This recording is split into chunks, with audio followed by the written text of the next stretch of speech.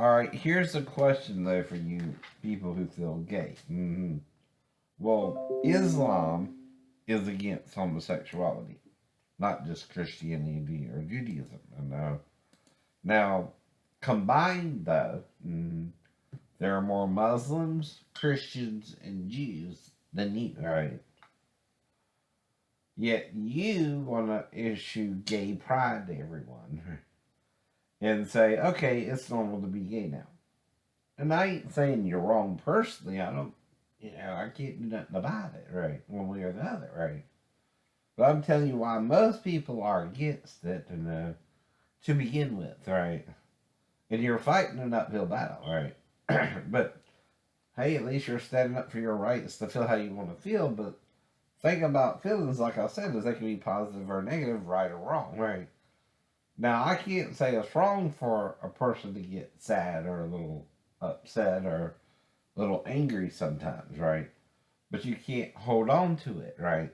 Or you become a mental case, right? Yourself, right? Now, if three religions, though, say it's morally wrong, you're going against the grain, right? Not them, not them.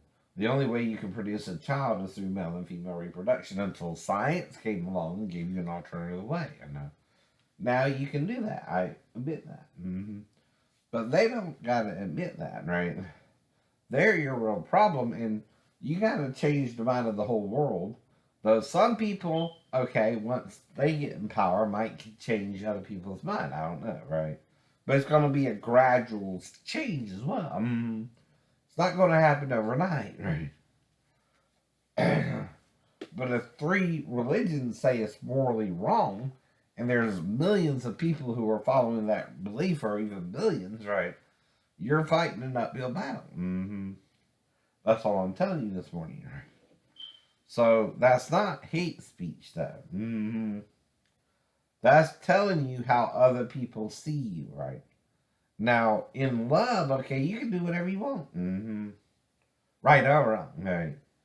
But that's like telling a crack person who's hooked on crack, don't go get crack.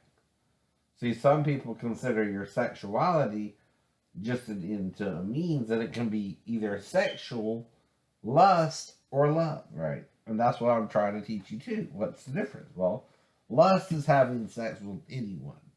Love is being committed to one person, like Neil Patrick Harrison and his husband, right? You do that, I can say you're in love, right?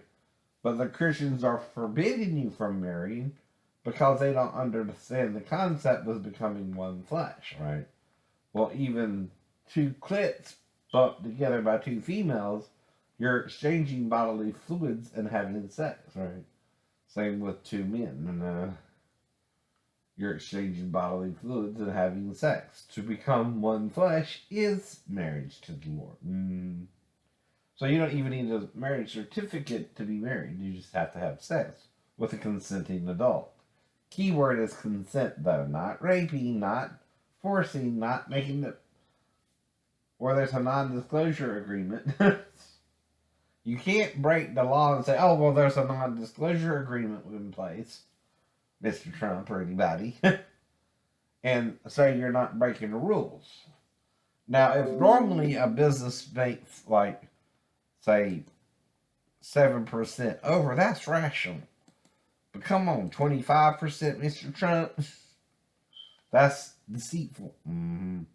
Now, how do the rich get richer, though? They charge people who can't afford it more money, you know what I mean? If I take 50,000 of your $200,000, right? That's not a crook. No, it's a crook. And that's all I'm saying.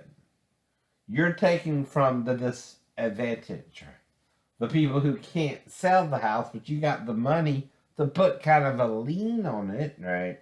Until you can sell it at a higher price. So you offer them $150,000 for a $200,000 house, which cheats them out the value of the house, which is $200,000, right?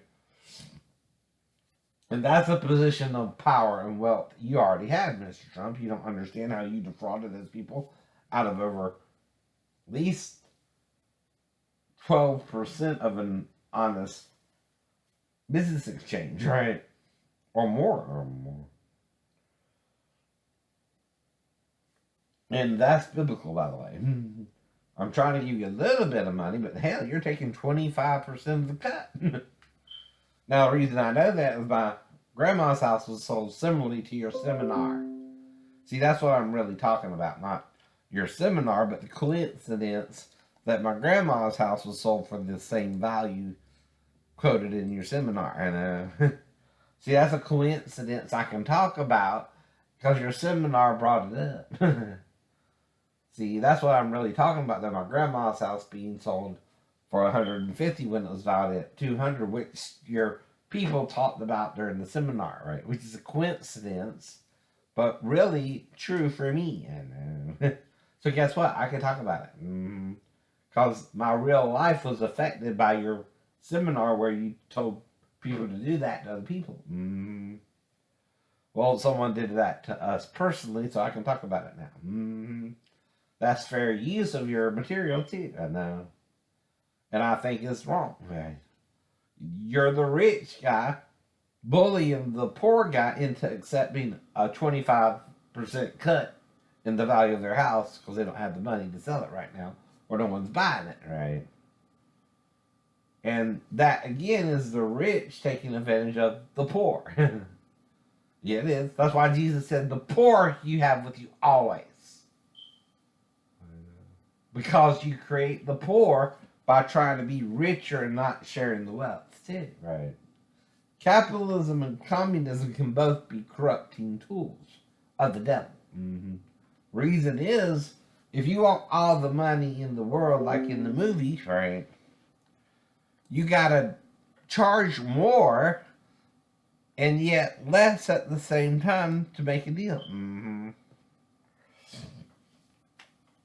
See, what you did by charging, like with my grandma's house, 150 instead of 200, right? What you really did was defraud my family out of 25% of the value of the home. Well, people who are empowered to do that are corrupting themselves because it's not a fair value. Like I said, 12, 13, maybe even 14, maybe even if you push it 15% might be acceptable because they would still get 185, right? Know what that means, right? But you have the money, the wealth, the name, the backing.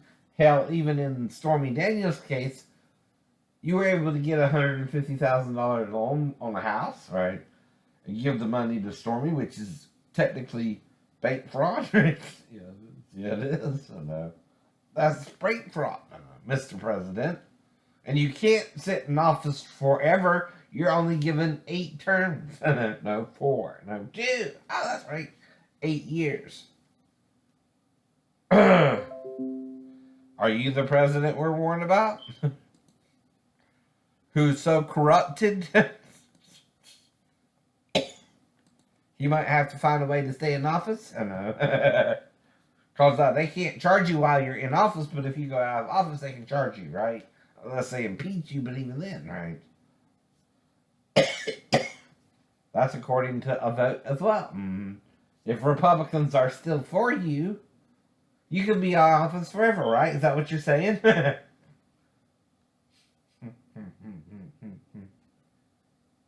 Do you hear what Mr. Trump is saying? Women of the View? No, right. He's saying I might be the last sitting president you ever have, right? Because of the majority of the Republicans, right? And it's about 50-50, so you have to have so much votes, right, to impeach him as well. See, this is what our forefathers warned us would happen in the future, especially Orwell's 1984. We're corrupting our own nation, and out of greed and hypocrisy, and Trump is leading the charge, right? And that's why those who support him are just as corrupt as him. But they'll never tell you that. But the rich can't get richer unless they charge those under them more money.